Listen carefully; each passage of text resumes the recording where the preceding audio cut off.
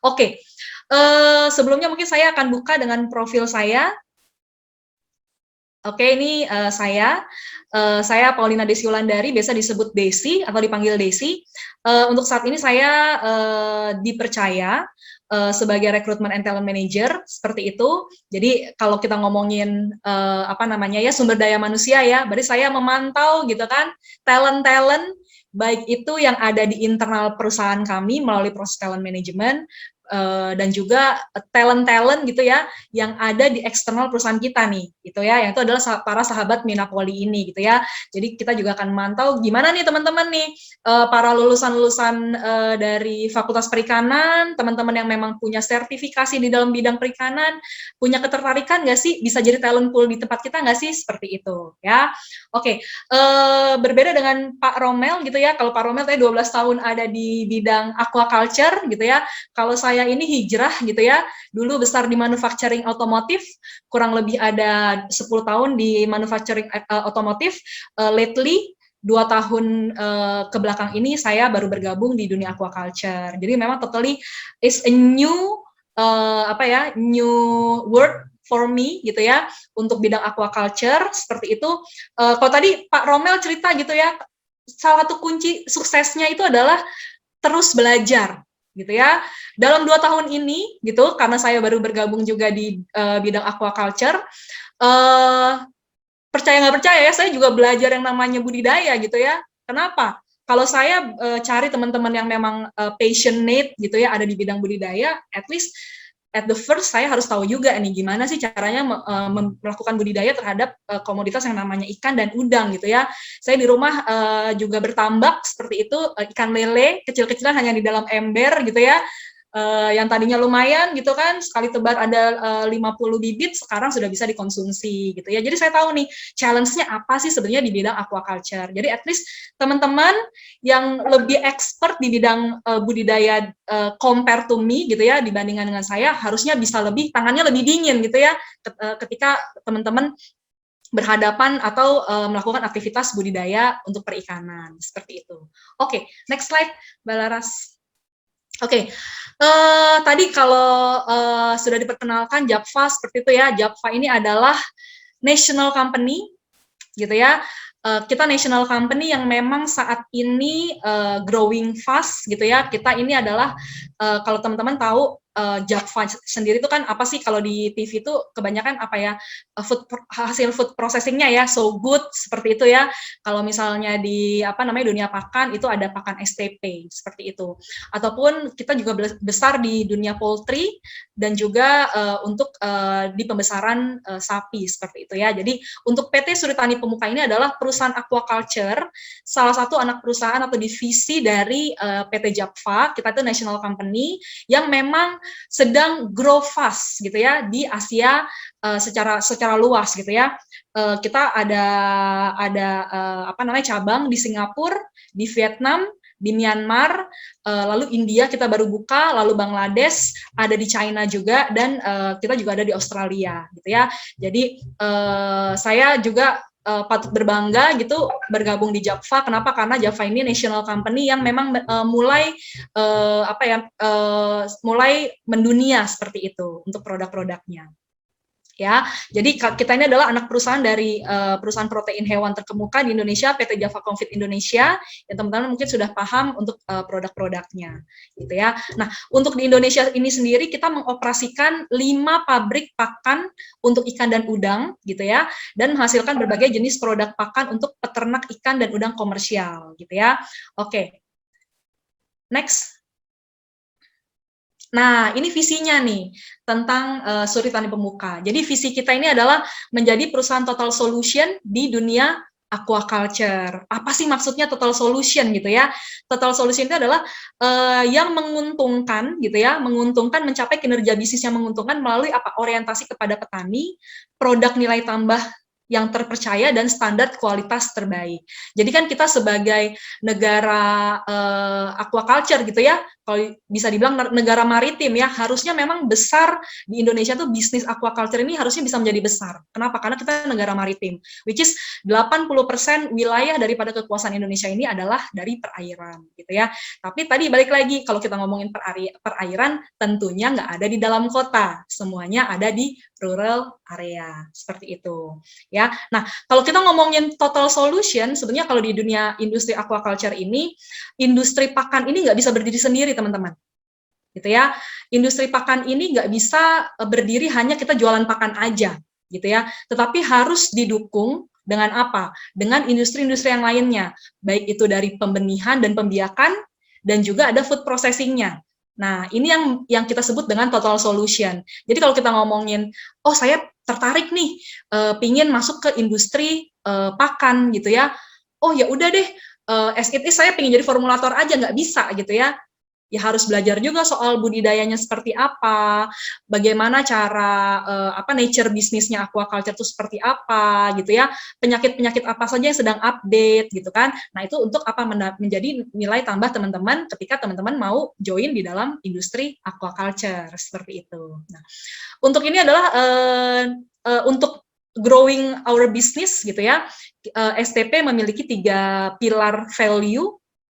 Pertama itu adalah purposeful atau penuh tujuan, responsible dan yaitu adalah bertanggung jawab, dan juga relentless tanpa henti gitu ya. Kenapa? Karena kalau kita bilang dunia aquaculture ini adalah tadi itu Indonesia negara maritim. Jadi kita harusnya sudah firm gitu ya, sebagai negara maritim kita harusnya punya tujuan itu membesarkan dunia aquaculture seperti itu. Dan yang paling penting adalah bertanggung jawab gitu ya.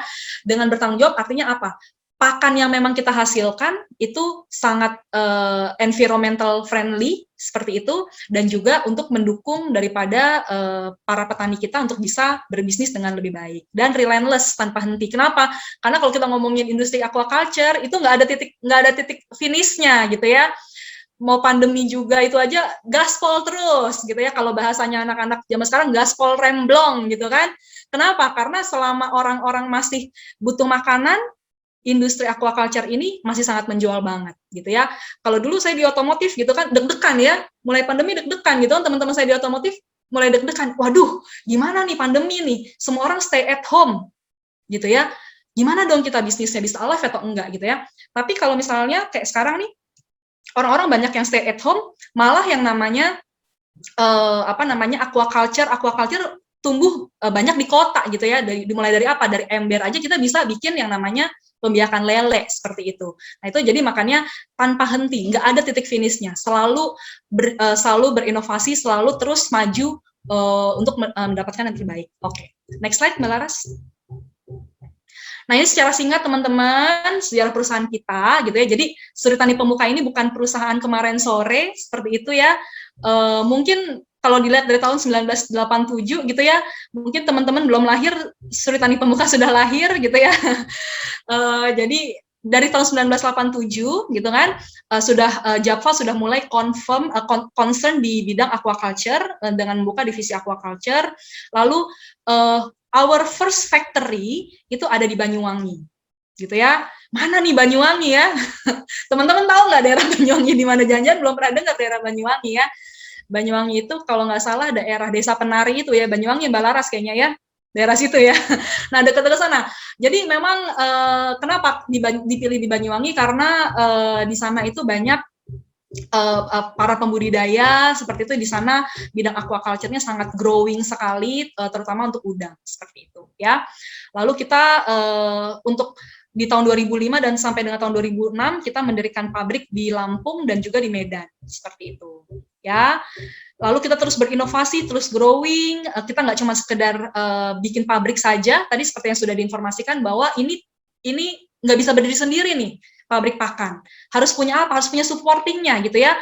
Yaitu adalah bisnis pembiakan gitu ya, atau bisnis pembenihan seperti itu. Jadi kita mulai buka hatchery, kita mulai buka our pond seperti itu untuk tambak, dan juga sampai dengan sekarang kita juga punya yang namanya pabrik food processing-nya kita sendiri yang ada di Cirebon dan juga di Banyuwangi. Seperti itu. Next. Nah, ini produk STP nih ya. Kalau kita lihat di sini, kita di STP, di Suri Tani Pemuka, kita punya 3 bisnis, teman-teman.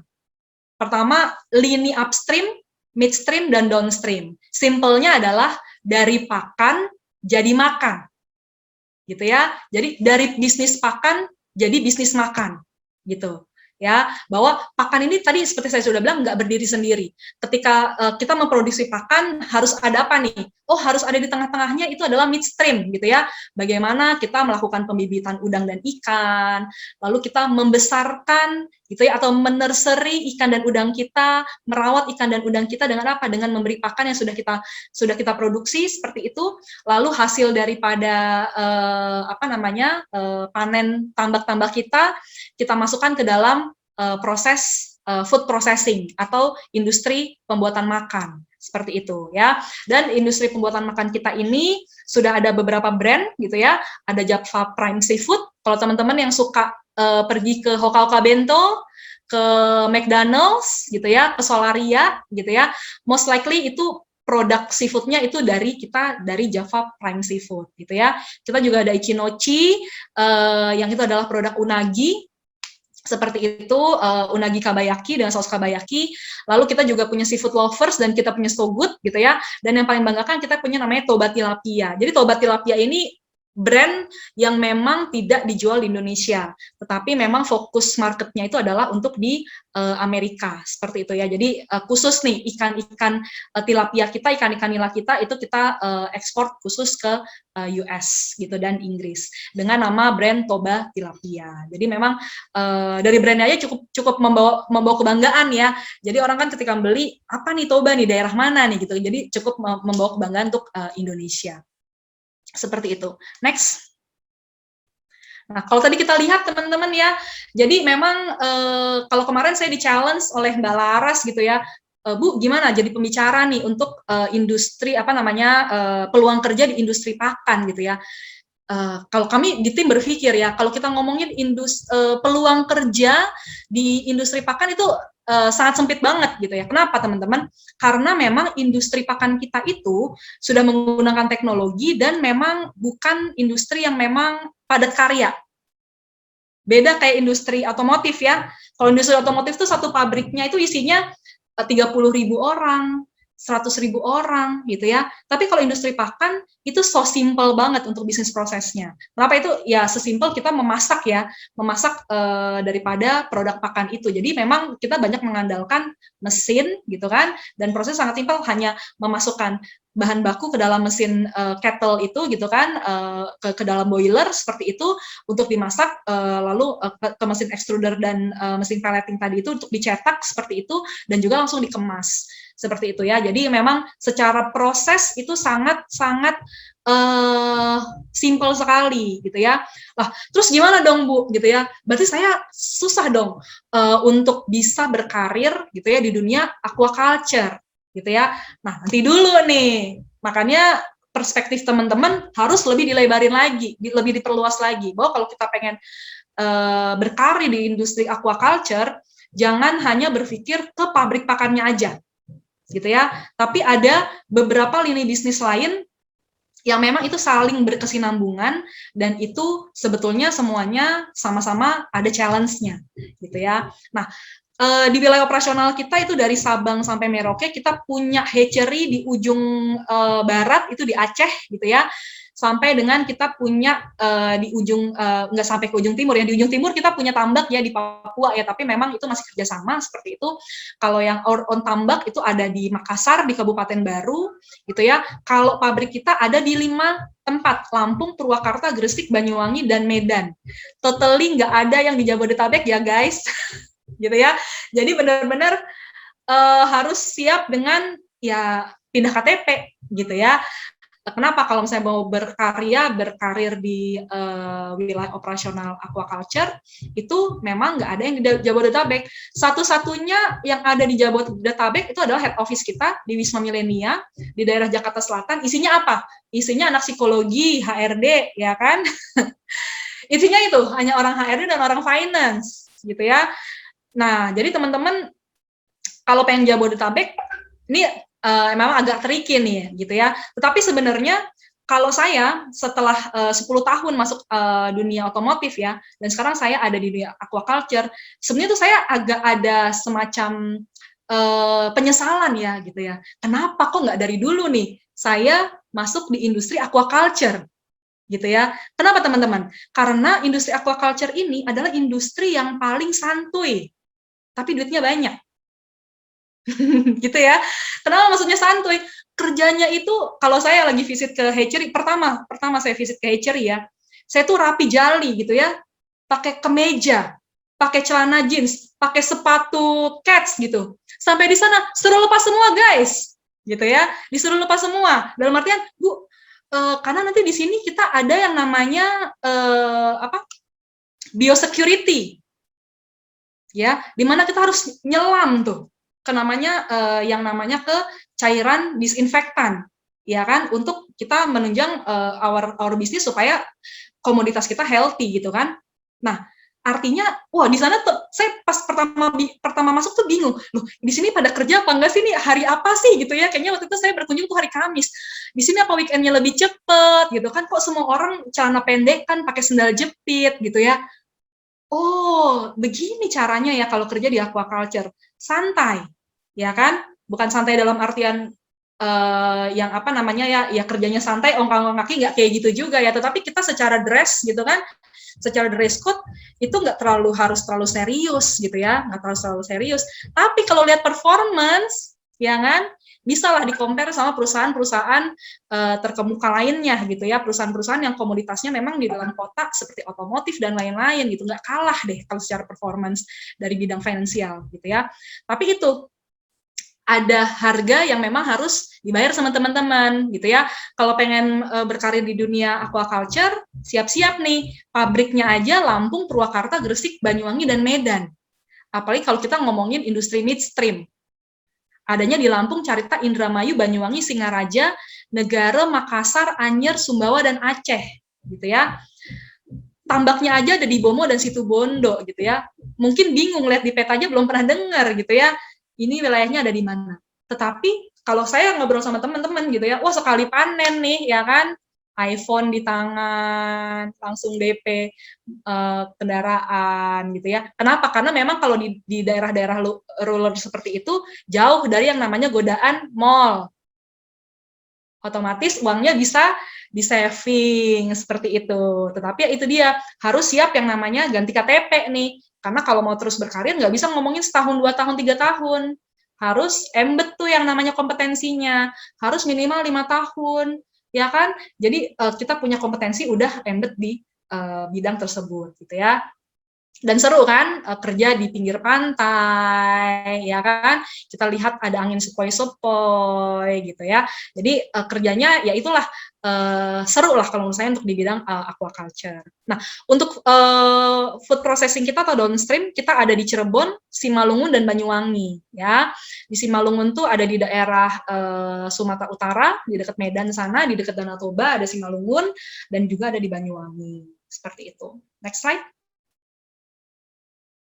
Nah, di dalam menjalankan bisnis, tentunya teman-teman gak usah ragu-ragu. Kenapa? Karena bisnis kita ini dilakukan dengan memperhatikan beberapa apa namanya ya, kita melakukan dengan compliance, dengan comply to government regulation seperti itu ya. Kita dipantau dari beberapa lembaga, terutama dari Kementerian apa namanya Kelautan dan Perikanan, dari KKP seperti itu. Even WWF aja sudah memantau kita juga ya, mengenai bagaimana cara kita berbudidaya. Jadi teman-teman gak usah ragu apa namanya ya, kita doing our business with comply ya. Next. Nah, ini nih. Kalau ditanya gitu ya, kira-kira nih yang bisa masuk ke perusahaan SPP itu yang seperti apa ya, latar belakangnya seperti apa. Yang pertama pasti dari perikanan. Ini yang uniknya di dunia aquaculture ya. Ada beberapa posisi-posisi yang memang kita cari emang harus dari orang perikanan. Contoh ya, sales. Ya kan bingung ya, sales itu biasanya orang manajemen, Bu. Kenapa kok salesnya itu dari perikanan? Gitu ya. Karena salesnya kita spesial. Kita nggak cuma sekedar jual pakan, kita nggak cuma sekedar jual benih, gitu ya. Tapi sales di kita itu adalah mitra bisnis. Kalau kita ngomongin mitra bisnis, ya kan, artinya teman-teman menjadi bisnis partner daripada customer kita.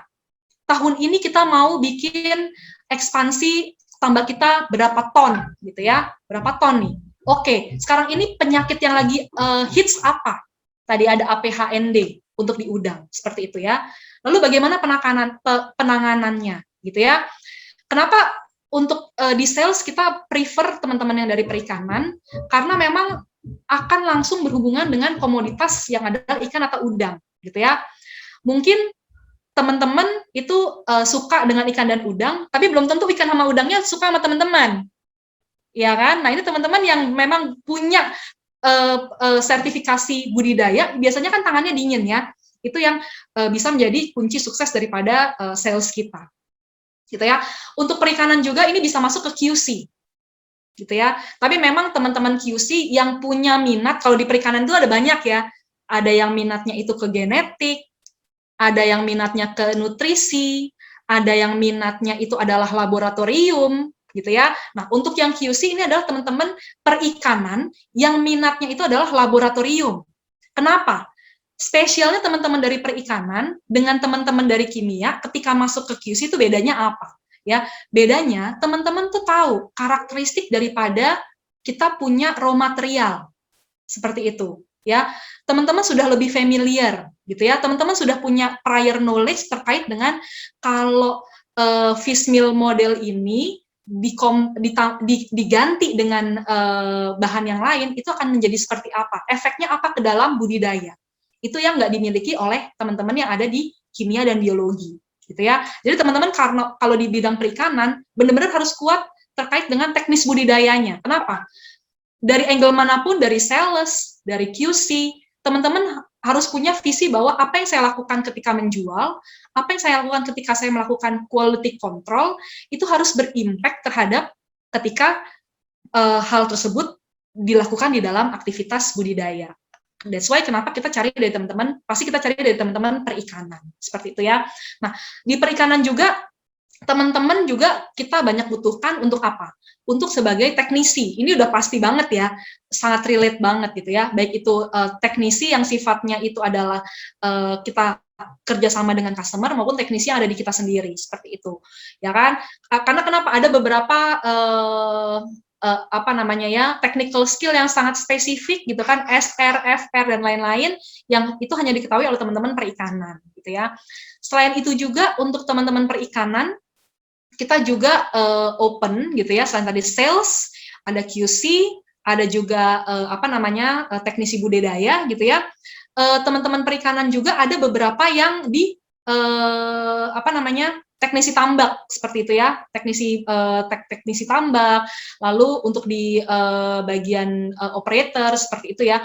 Lalu ada juga untuk teman-teman, ini yang paling menarik juga ya, teman-teman yang ada di perikanan itu bisa juga masuk ke dalam ranah misalnya yang lebih ke back office lagi gitu ya, data analis seperti itu. Itu harus banget, orang marketing kita most likely itu orang perikanan, bukan orang manajemen gitu ya. Kenapa? Karena teman-teman harus paham nih, oh kalau analisa seperti ini kira-kira komunitasnya siapa saja dan lain-lain. Itu banyakkan dari teman-teman perikanan. Nah, kita juga punya salah satu divisi kita yaitu Aquaculture and Technology Development gitu ya. Di situ apa namanya kita inovasi beberapa teknik-teknik inovasi kita terbaru gitu ya, baik itu di bidang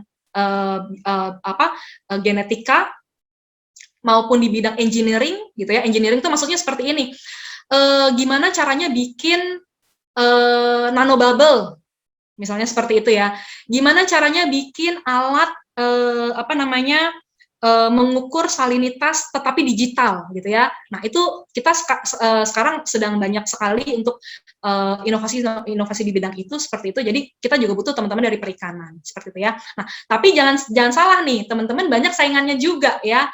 Dari mana? Teknik pangan, kimia, biologi, kesehatan hewan, dan elektronik, mechanical elektronik atau mekatronik, robotik ya, teman-teman dari robotik, seperti itu.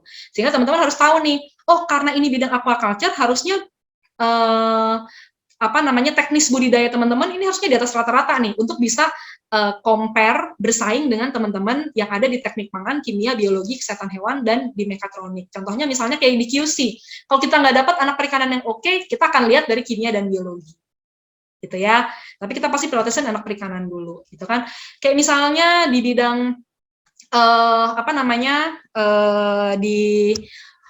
untuk animal health gitu ya, untuk animal health kita gitu, kalau misalnya kita nggak dapet nih dari teman-teman perikanan, ya kita harus cari dari teman-teman kesehatan hewan gitu kan. Nah ini yang memang menjadi sangat interesting, teman-teman yang basisnya dari perikanan harus bersaing nih dengan teman-teman dari bagian yang lain. Oke. Nah, selain itu juga harus proaktif, memiliki keinginan untuk belajar, gitu ya. Lalu memiliki passion untuk meniti karir di dunia industri aquafit dan aquaculture, budidaya perairan, setelah lulus dari kuliah. Dan bersedia ditempatkan di unit yang ada di seluruh wilayah Indonesia, gitu ya. Jadi kalau sudah firm, mau meniti karir di dunia industri aquafit dan aquaculture, harus fokus, gitu ya. Jangan, wah kayaknya ternyata saya anaknya banking nih Bu, gitu ya. Waduh, jangan deh.